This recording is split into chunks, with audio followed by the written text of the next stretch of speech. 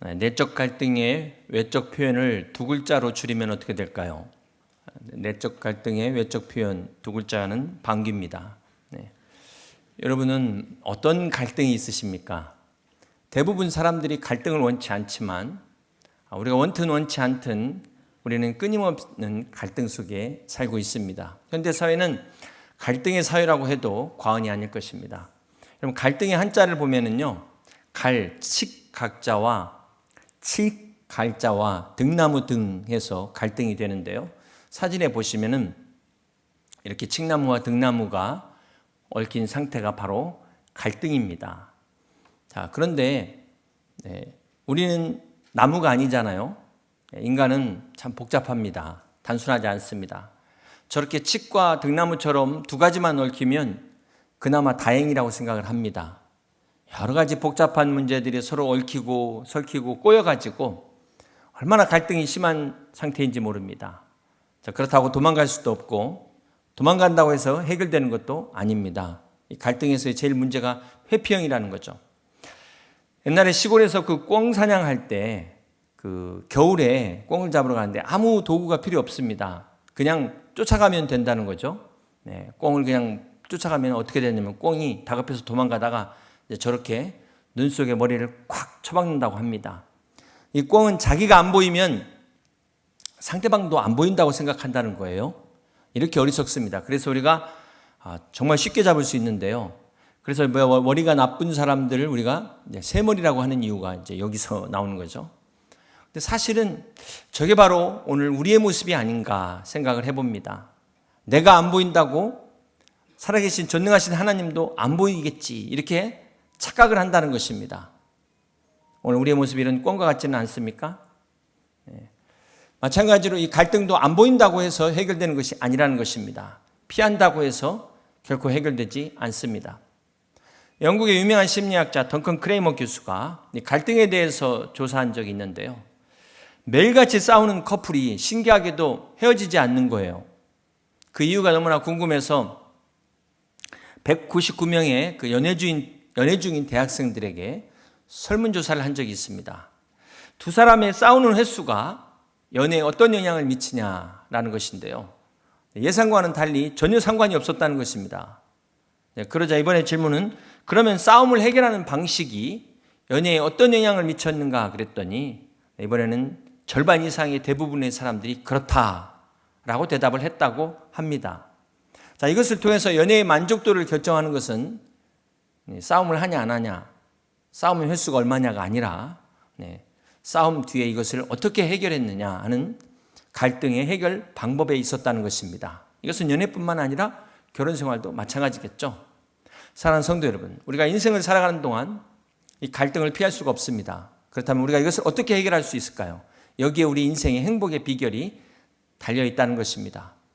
오늘 여러분은 어떤 갈등 가운데 있습니까? 오늘 본문 사도행전 15장에는 두 가지의 갈등이 나오는데요. 이 두 가지의 갈등을 우리가 함께 살펴보면서 우리가 함께 같이 은혜를 나눌 때 오늘 여러분 안에 있는 모든 갈등들이 주 안에서 성령 안에서 해결되시고 응답되시기를 주님의 이름으로 축복합니다. 첫 번째 갈등은 안디옥 교회의 갈등인데요. 우리 본문 1절과 2절을 다시 한번 교독하겠습니다. 어떤 사람들이 유대로부터 내려와서 형제들을 가르치되 너희가 모세의 법대로 할례를 받지 아니하면 능히 구원을 받지 못하리라 하니 바울 및 바나바와 그들 사이에 적지 않은 다툼과 변론이 일어난지라. 자, 지금 본문에 유대에서 온 사람들과 바울과 바나바 사이에서 이 적지 않은 다툼, 큰 다툼이 갈등이 일어났다는 것입니다. 이 내용이 유대로부터 온 사람들이 뭐라고 주장하냐면 모세의 법대로 할례를 받지 않으면 구원받을 수 없다라고 주장하는 거예요. 그래서 이 문제로 인해서 안디옥 교회에 심각한 다툼, 즉 갈등이 일어난 것입니다. 자, 이 당시 초대교회 안에는 기독교를 개종한 많은 유대인들이 있었습니다. 자, 그들은 기독교를 개종했음에도 불구하고 여전히 구약의 율법을 지키는 사람들이었습니다. 자, 이들은 이방인이 구원받는 것도 좋다, 성령 받는 것도 좋다, 그러나 모세의 법대로 할례도 받아야 된다, 그렇지 않으면은 구원받지 못한다라고 주장한 것입니다. 자, 이것 때문에 안디옥 교회에 갈등이 생겼는데요. 그렇다면 왜 이들은 이방인들에게도 할례를 받아야 된다고 주장을 했을까요? 여러분, 할례가 무엇입니까? 할례는 이스라엘 백성이 하나님과 맺은 언약입니다. 창세기 17장에 보면 하나님께서 아브라함에게 언약을 맺으시면서 할례를 받으라고 명하셨기 때문에 이스라엘 백성들은 할례를 받아야 된다, 이렇게 주장을 하는 것입니다. 이방인들도 할례를 받아야만 구원을 받을 수 있다라고 이야기를 한 것이죠. 자, 이 문제로 인해서 안디옥 교회가 두 쪽으로 나눠진 거예요. 율법이냐 은혜냐, 은혜냐 율법이냐, 갈등이 생긴 것입니다. 사랑하는 성도 여러분, 사실 이런 문제는 안디옥 교회만의 문제가 아니었습니다. 오늘 우리 안에도 이 문제가 얼마든지 생길 수 있다는 거예요. 혹 여러분들 중에 예수님이 나를 위해 죽긴 죽으셨는데 뭔가 이것 가지고는 좀 부족한 것 같아요. 내가 아무 노력 없이 그냥 구원받는 게, 그냥 믿기만 하면 구원받는 게 너무 쉽잖아요. 그러다 보니까 너무 뭔가 부족한데, 좀 찜찜한데, 뭐 좀 더 해야 되는 거 아니야? 내가 더 좀 노력해야 되는 거 아니야? 이런 생각을 하는 사람들이 있다면 오늘 본문에 할례를 주장한 사람들이 바로 이런 생각을 했다는 것입니다. 여러분, 가톨릭에서는 고해 성사를 합니다. 죄를 지으면 신부님에게 찾아가서 이걸 다 고해요. 그러면 신부님이 그 죄를 다 들으면서 그 죄에 해당하는 정도에 따라서 어떤 속죄 행위를, 미션을 줍니다. 그래야만 죄 용서를 받는다는 거예요. 여러분, 구원은 이런 행위로 받는 것이 아닙니다. 우리 주님께서 십자가에서 우리의 죄를 다 담당하실 때 마지막에 뭐라고 말씀하셨어요? 다 이루었다. 그렇습니다. 헬라어 테텔레스타이는 상업적인 용어예요. 빚을 다 갚았다, 지불 완료했다는 것입니다. 우리가 져야 갚아야 될 모든 빚을 주님이 십자가에서 다 갚으셨기 때문에 우리는 갚을 필요가 없는 거예요.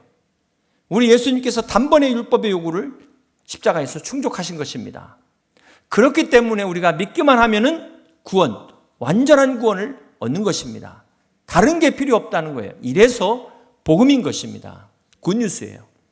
그런데도 할례를 받아야 된다, 이렇게 주장하면 어떻게 되는 거죠? 그건 예수님의 십자가 가지고도 부족하다고 말하는 것밖에 되지 않습니다.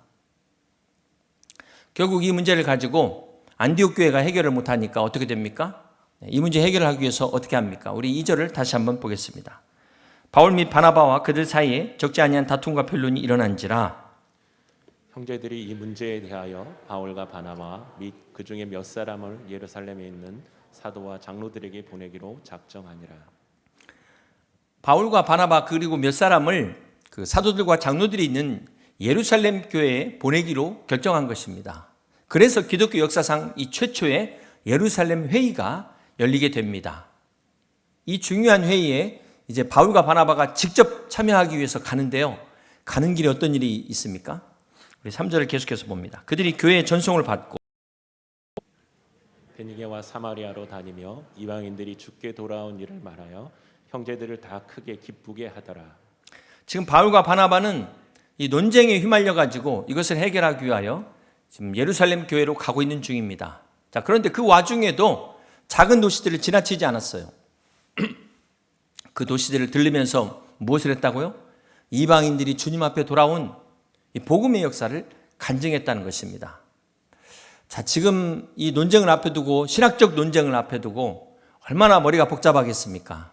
이 머리가 아플 텐데도 때를 넣든지 못 얻든지 복음을 전하는 이 모습을 한번 보세요. 여러분, 율법을 따지면서 논쟁하는 사람들에게서는 절대 이런 모습을 발견할 수가 없다는 사실입니다. 사랑하는 성도 여러분, 오늘 교회 안에 이렇게 비본질을 가지고 갈등하는 교회들이 적지 않습니다. 잘 보시면 이런 교회들의 공통점이 복음과 상관없는 일을 가지고 시간 낭비하고 있다는 거예요. 에너지를 낭비하고 있다는 것입니다. 사랑하는 성도 여러분, 오늘 교회 위기, 코로나19보다도 더 큰 위기가 복음이 아닌 것을 가지고 자꾸 성도들에게 짐을 씌우고 속박하는 것, 이게 문제라는 것입니다. 교회에서 은혜를 선포하고 은혜를 가르쳐야 되는데 율법을 가르치려고 한다는 것입니다. 이렇게 되면 교회가 자칫 교리 문제에 빠져가지고 신앙적인 갈등 때문에 싸우게 됩니다. 파가 갈라지게 돼요. 그래서 종교개혁이 일어나는 거 아닙니까? 막 교단들이 생기는 거 아니겠습니까?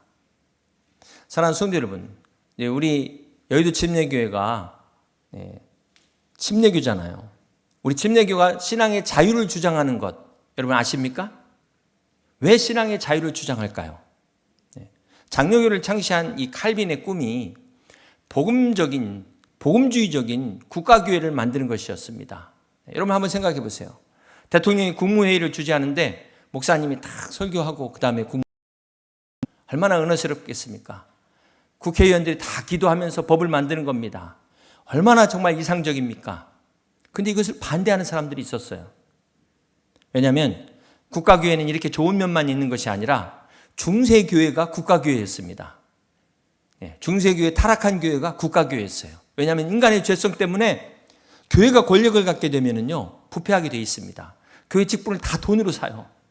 그래서 가톨릭의 부패로 인해서 교회의 타락을 가져오게 된다는 것입니다. 그래서 정교 분리를 주장하는 사람들이 나와요. 정치와 교회는 분리돼야 된다. 이 사람들이 침례교회를 세우게 됩니다. 사랑하는 성도 여러분, 우리가 교회사 역사적으로 볼 때 개신교의 정교 분리가 침례교회에서부터 시작됐다는 것을 우리가 보게 됩니다. 우리 침례교회가 침례만을 주장하는 사람들이다. 여러분, 그 정말 이 침례교회 역사를 몰라서 그런 거죠. 남들이 볼 때 침례만을 주장한다. 하게 보겠습니까? 우리가 침례교인으로서 자부심을 가져야 돼요. 여러분, 칼빈은 훌륭한 신학자입니다.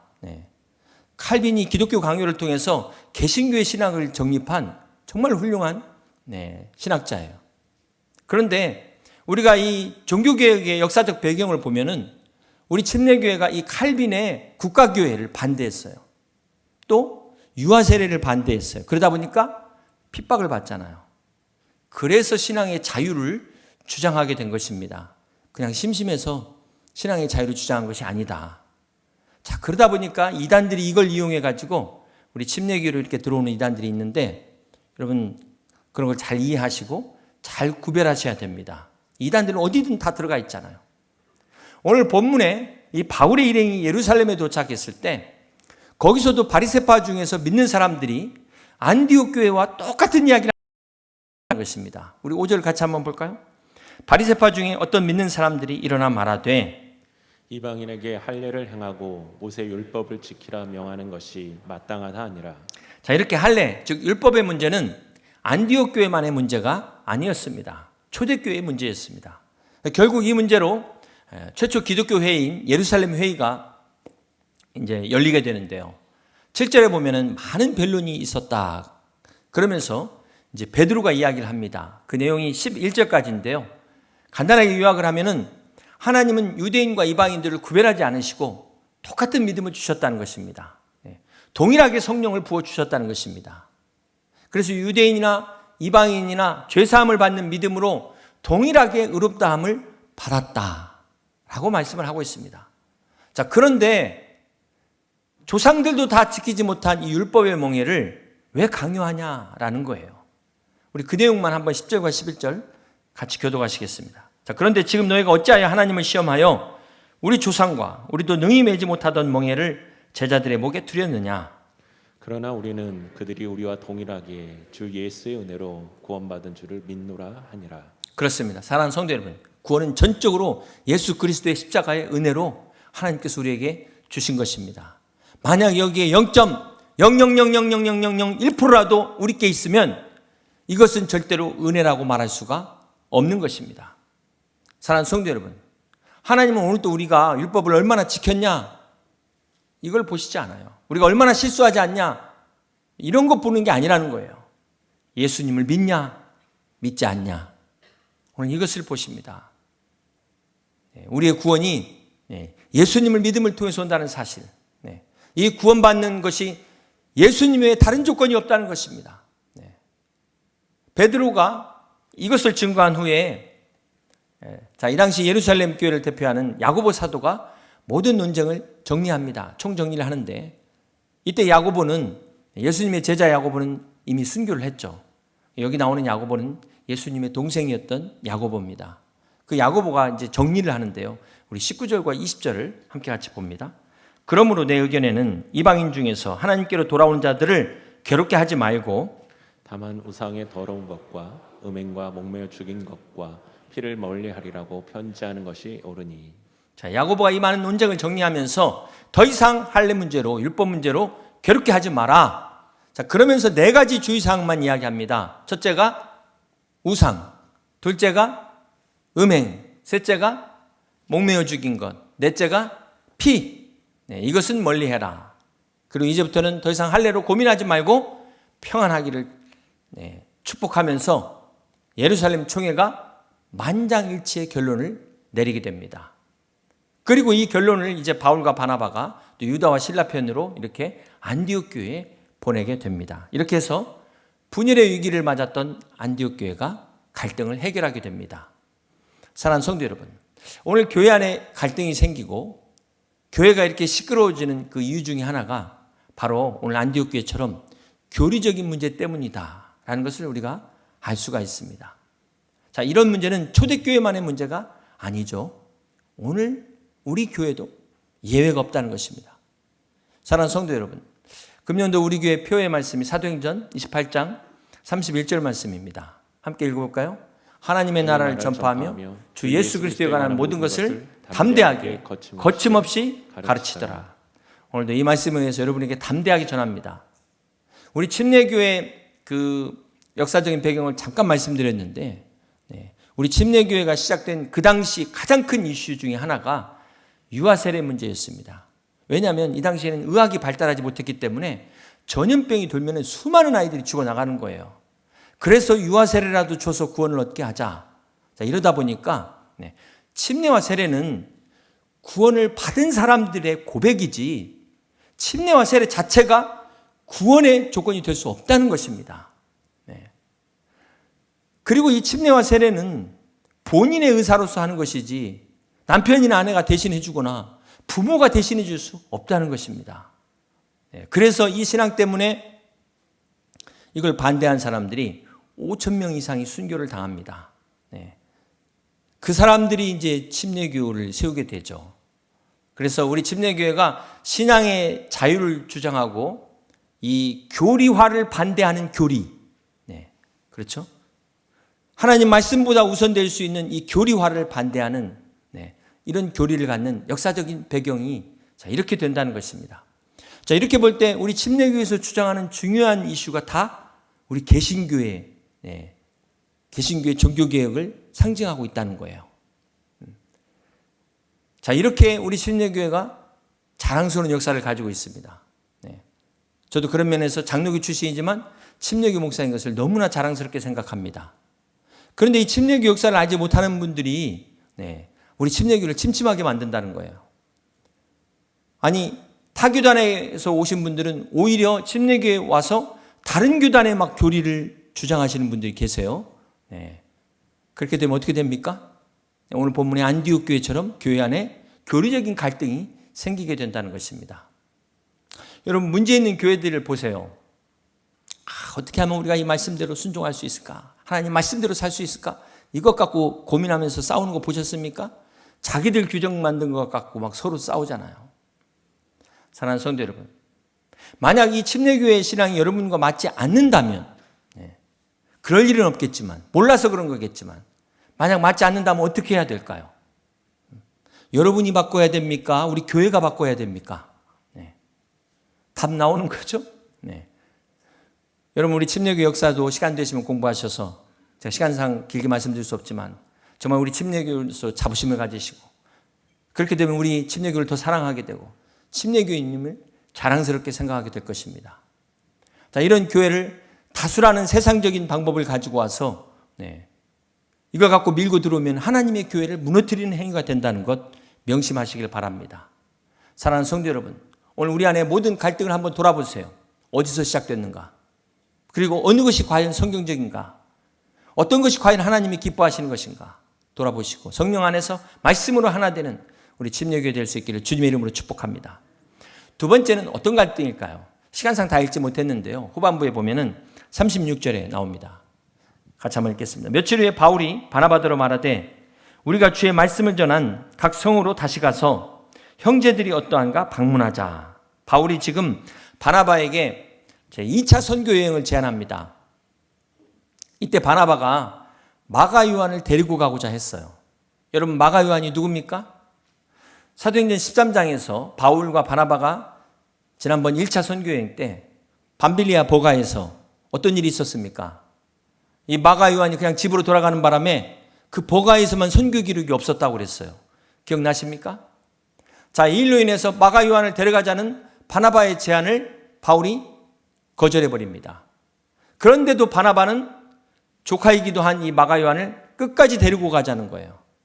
그래서 서로 다투게 되는데 결국 어떻게 됐습니까? 우리 38절부터 40절까지를 함께 같이 교독합니다. 바울은 밤빌리아에서 자기들을 떠나 함께 일하러 가지 아니한 자를 데리고 가는 것이 옳지 않다 하여 서로 심히 다투어 피차 갈라서니 바나바는 마가를 데리고 배 타고 그보로로 가고 바울은 신라를 택한 후에 형제들에게 주의 은혜의 부탁함을 받고 떠나. 오늘 본문에 보면 바울과 바나바가 서로 심하게 다투었다 그랬는데요. 이게 점잖게 표현된 말이지 대놓고 싸웠다는 이야기입니다. 그럼 바울과 바나바가 어떤 관계죠? 바울과 바나바는 결코 다툴 수 없는, 다투서는 안 되는 관계입니다.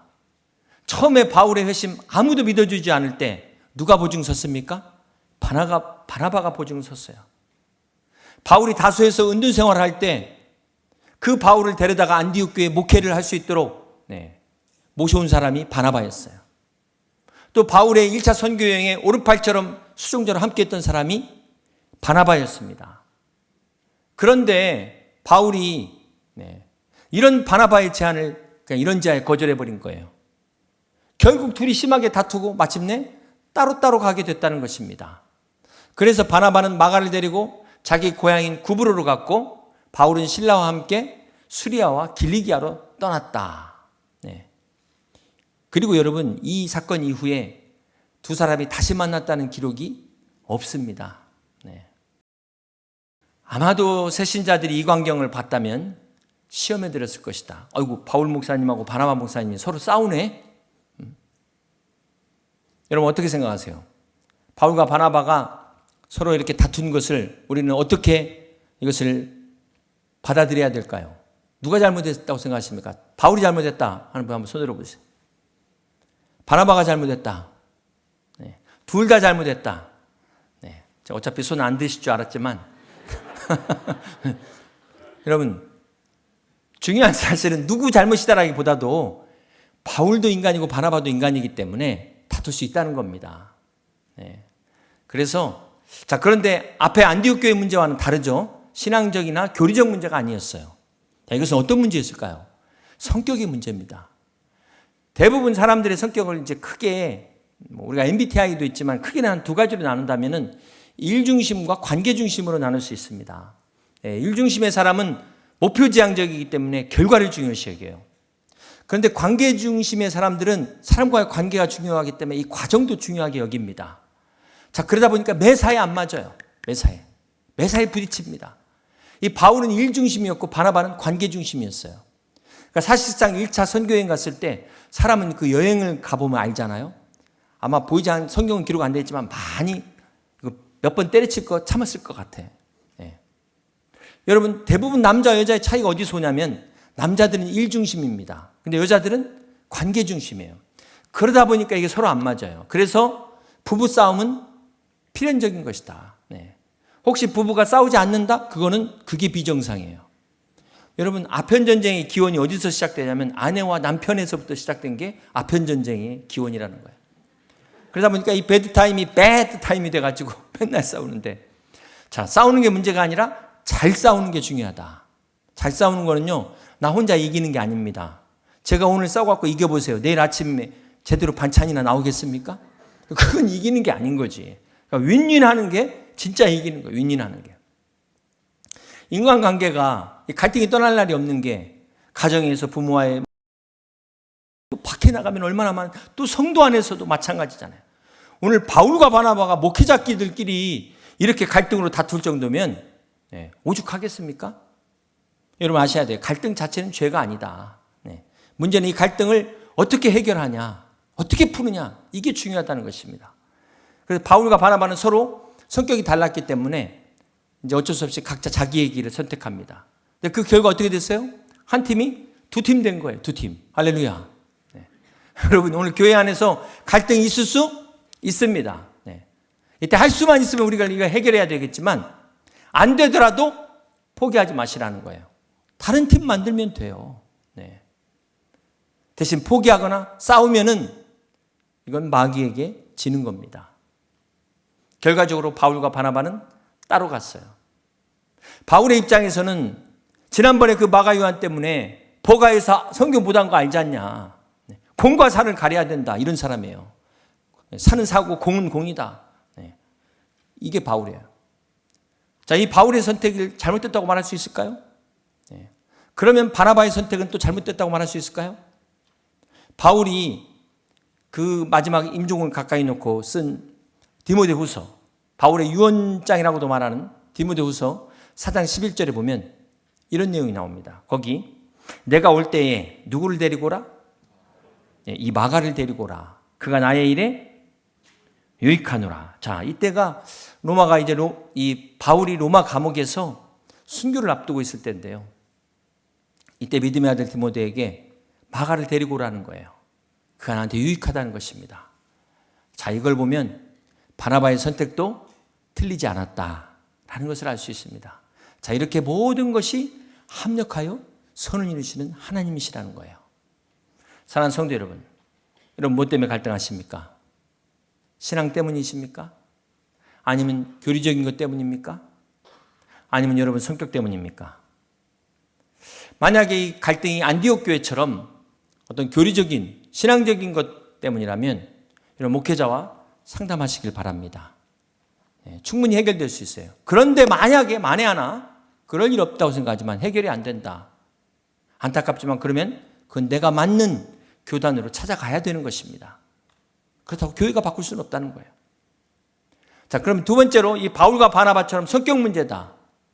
사실 여러분 가정도 그렇잖아요. 남편과 아내를 돕는 배필로 주셨잖아요. 서로 필요한 존재입니다. 그렇기 때문에 일 중심적인 사람도 있어야 되고 관계 중심 사람도 있어야 되는 거예요. 이걸 다 갖추면 얼마나 좋겠어요. 금상첨화겠죠.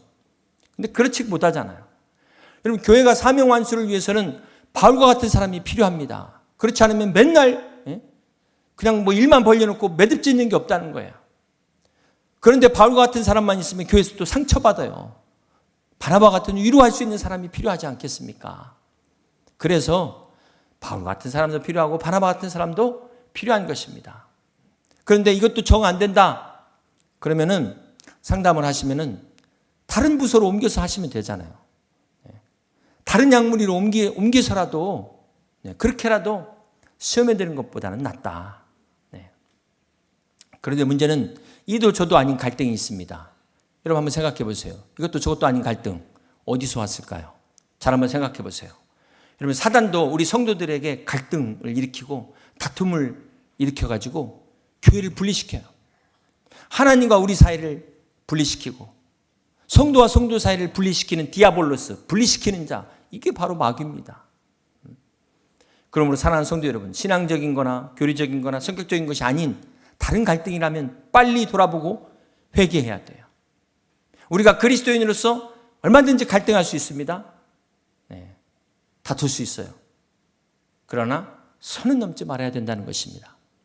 선은 넘지 말아야 돼요. 넘지 말아야 될 선이 있어요. 그 선을 넘는 순간 우리 인생도 끝날 수 있다는 사실을 명심해야 될 것입니다. 여러분 아담과 하와에게 하나님께서 선악과라는 넘지 말아야 될 선을 딱 그어주셨는데 그 선을 넘어가지고 인류가 죄에 빠진 거 아닙니까? 바울과 바나바가 왜 갈라섰을까요? 그들은 이 선을 넘지 않기 위해서 최선이 아닌 차선을 선택했다는 것입니다. 그러므로 여러분 우리는 이 선을 지켜야 돼요. 하나님이 우리에게 넘지 말라는 그런 생명선을 지켜야 되는 것입니다.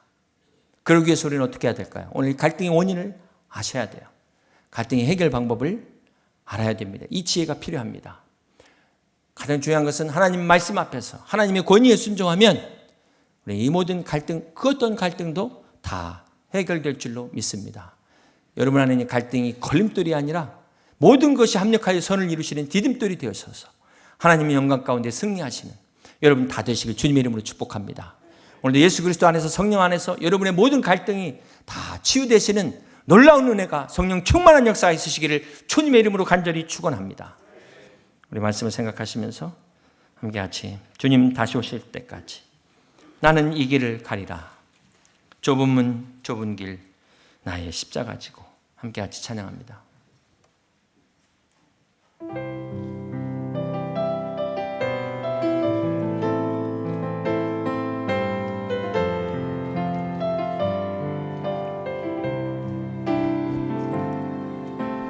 주님 다시 오실 때까지 나는 이 길을 가리라. 좁은 문 좁은 길 나의 십자가 지고 나의 가는 이 길 끝에서 나의 가는 이 길 끝에서 나는 주님을 보리라. 영광의 내 주님 나를 맞아주시리. 주님 다시 오실 때까지 주님 다시 오실 때까지 나는 일어나 달려가리라. 나는 일어나 달려가리라. 주의 영광 온 땅 덮을 때 나는 일어나 노래할 것입니다. 나는 일어나 노래하리.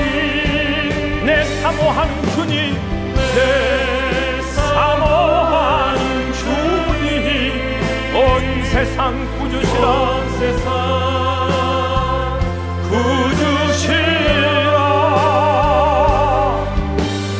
내 사모하는 주님 영광의 왕이시라.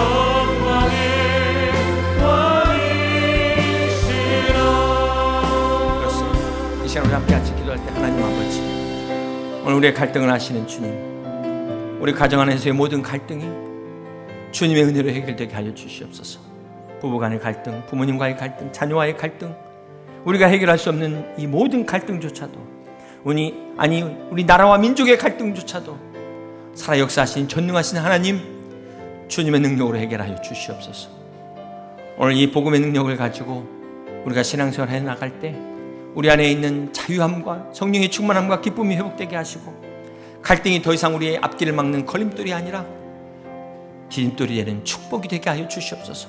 모든 것이 합력하여 선을 이루는 놀라운 성령의 역사로 이 모든 것들이 해결되게 하시고 기쁨과 감사함으로 주님 앞에 나아갈 수 있는 우리의 믿음 되게 해달라고 이 시간 함께 같이 동성으로 기도하며 주님 앞에 나갑니다. 주님 다시 오실 때까지 나는 이 길을 가리라. 좁은 문 좁은 길 나의 십자가 지고 나의 가는 이 길 끝에서 나는 주님을 보리라. 영광의 내 주님 나를 맞아주시리. 다같이 일어나서 주님 오실 때까지 주님 다시 오실 때까지 나는 일어나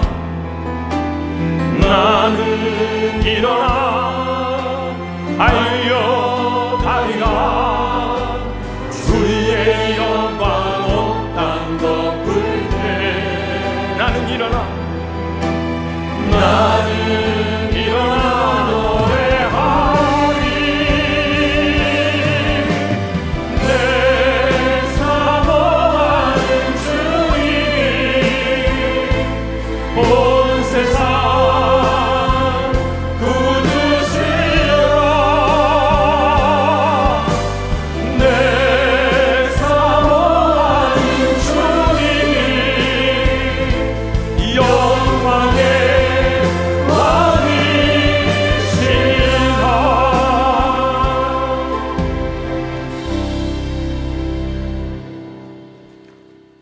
영광의 왕이요 만왕의 왕 되시는 우리의 사모하는 주님, 이 시간 우리 성도들을 갈등하게 하고 다투게 하는 모든 악한 영, 어둠의 영들이 떠나가게 하여 주시옵소서.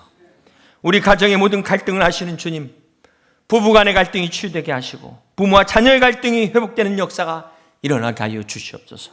몸된 교회 모든 성도 간의 갈등들이 성령 안에서 말씀하시고 우리나라와 민족의 갈등까지도 주님께서 치유하시고 회복하시는 역사가 있게 하여 주시옵소서.